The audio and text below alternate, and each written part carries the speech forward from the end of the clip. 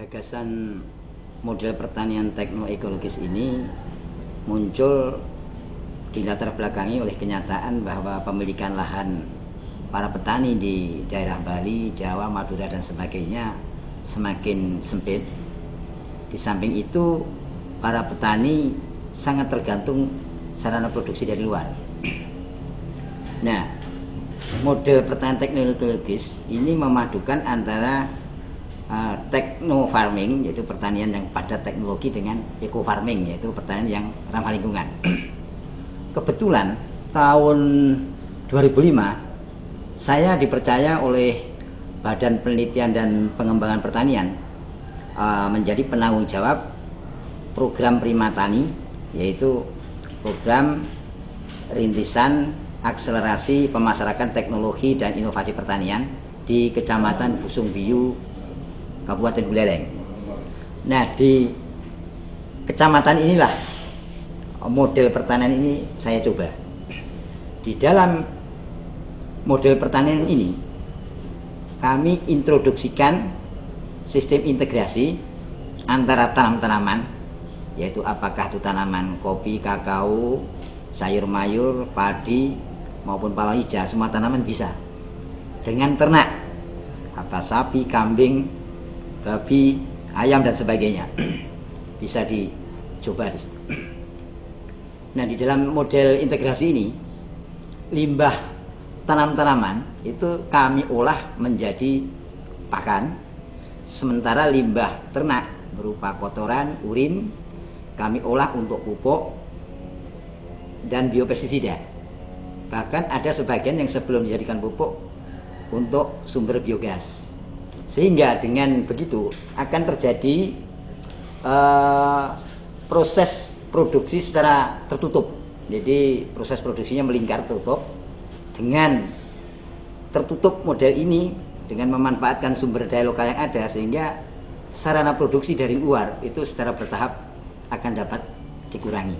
Sehingga ke depan petani saya harapkan itu bisa berswasembada dari berbagai sarana produksi seperti pupuk, pakan dan sebagainya.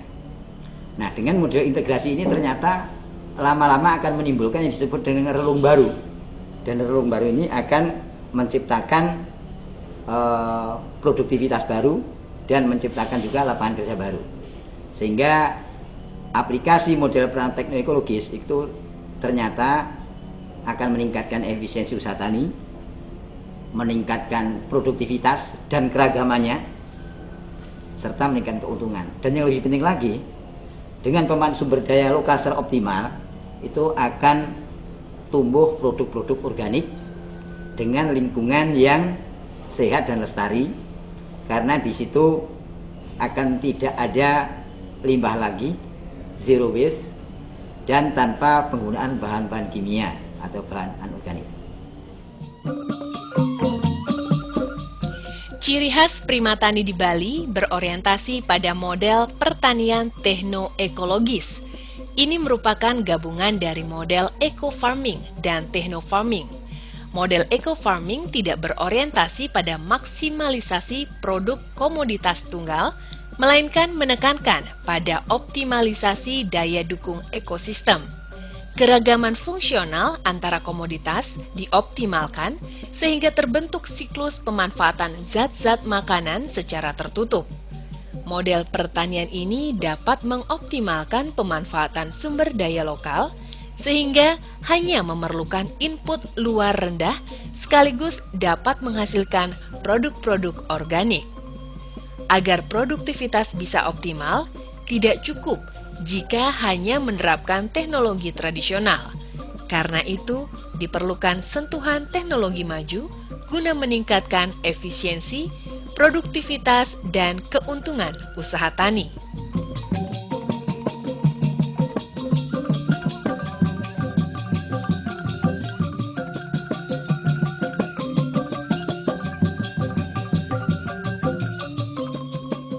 Model pertanian teknoekologis merupakan titik temu antara kepentingan ekonomi dan ekologi, sehingga akan dapat menjamin keberlanjutan usaha tani dan kelestarian lingkungan. Bila dua komoditas utama bisa diintegrasikan, di samping lebih efisien dan menguntungkan, juga dapat menghasilkan produk yang lebih beragam, sehingga resiko kegagalan panen atau fluktuasi harga dapat ditekan. Di samping itu, integrasi kedua komoditas atau lebih akan memunculkan relung-relung baru dalam rantai ekosistem, sehingga akan menambah jumlah produk dan lapangan kerja.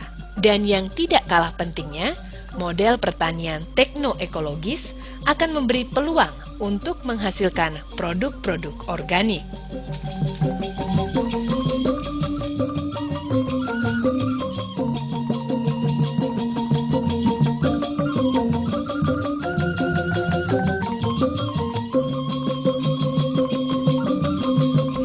Pada tahap awal, biasanya kegiatan Primatani difokuskan pada aktivitas usaha tani yang dapat menjadi titik ungkit di dalam peningkatan pendapatan.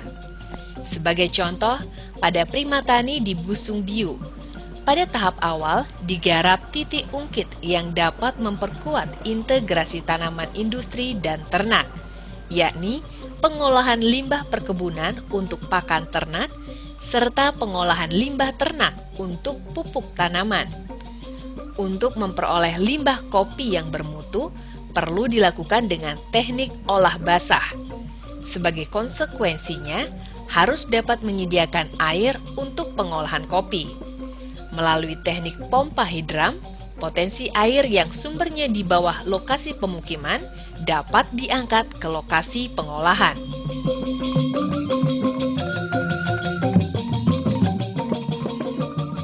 Dalam pola integrasi, limbah ternak diolah untuk pupuk tanaman palawija maupun bawang.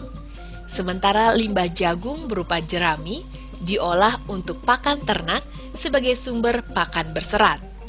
Di Sanggalangit, para petani juga telah mampu memproduksi pupuk cair yang berbahan kencing sapi.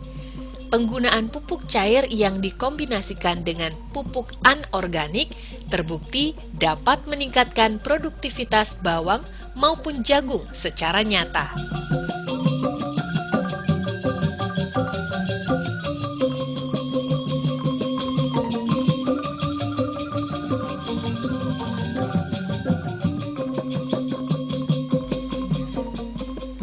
Pada Primatani di Busung Biu, pola integrasi ditekankan antara tanaman perkebunan dengan ternak kambing.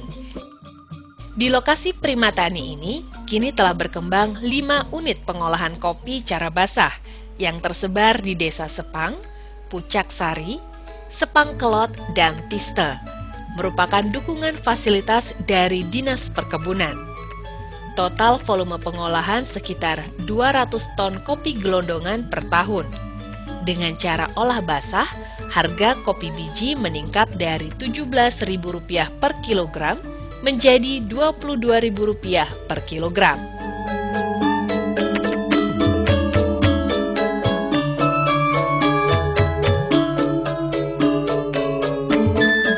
Dalam proses pengolahan kopi maupun kakao, terdapat produk samping berupa limbah kopi atau kakao.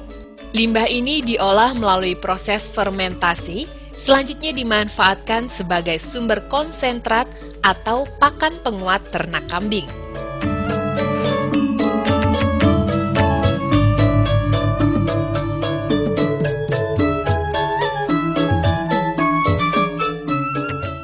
Dengan pemberian pakan penguat, pertumbuhan anak kambing akan lebih cepat.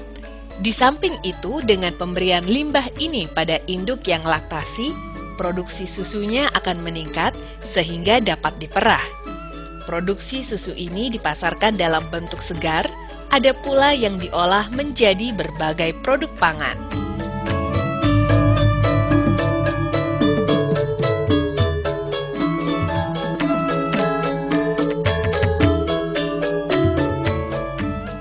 Dalam pola integrasi, kotoran kambing diolah menjadi pupuk tanaman kopi dan kakao. Di samping itu, beberapa petani kini juga telah mampu memproduksi pupuk cair yang berasal dari air kencing atau biourin dan kotoran atau biokultur. Aplikasi pupuk cair di Busung Biu dilakukan pada tanaman kopi dan kakao.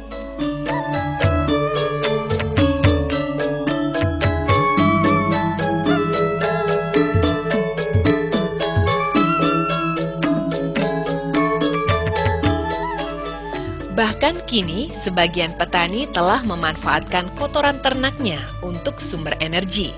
Sebelum diolah menjadi pupuk, kotoran ternak dimasukkan ke dalam digester, dan biogas yang dihasilkan dimanfaatkan sebagai sumber energi untuk memasak. Sehingga terbangunlah instalasi biogas, biokultur, dan biourin. Kini, model ini telah dibangun di beberapa lokasi di Pucaksari, Sepangkelot, dan Sepang.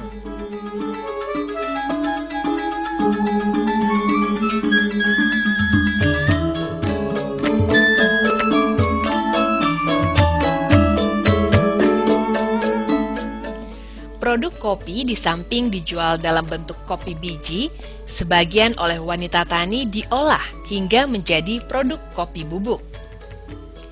Kegiatan ini antara lain dilakukan oleh kelompok wanita tani Gunung Renge, Desa Tiste.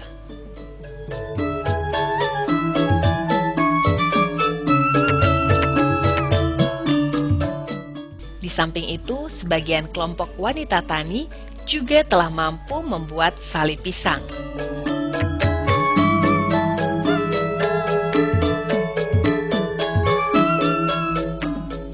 Produksi susu kambing kini telah banyak dipasarkan dalam bentuk segar, terutama ke Denpasar.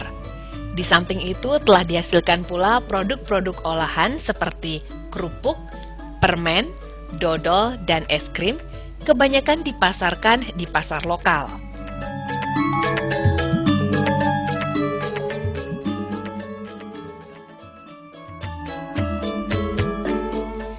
Pola pertanian integratif akan dapat membentuk relung baru dalam ekosistem. Di antaranya adanya peternakan lebah yang menghasilkan madu. Hal ini merupakan produk dan lapangan kerja baru. Mengingat seluruh sarana produksi di daerah ini menggunakan sumber daya lokal yang bersifat organik, sehingga produk-produk olahan seperti kopi dan buah-buahan serta madu lebah merupakan produk organik. Sementara itu, limbah pakan berupa cabang-cabang tanaman penaung diolah melalui proses pirolisa untuk menghasilkan bioarang dan asap cair. Asap cair merupakan bahan pengawet organik untuk bahan pangan.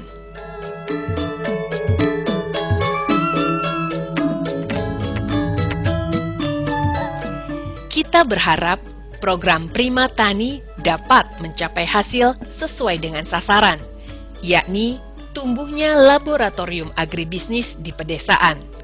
Bila program ini berhasil, Prima Tani bisa menjadi contoh sebuah model revitalisasi pertanian.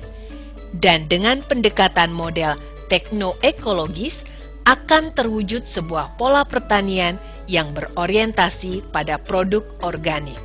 Semoga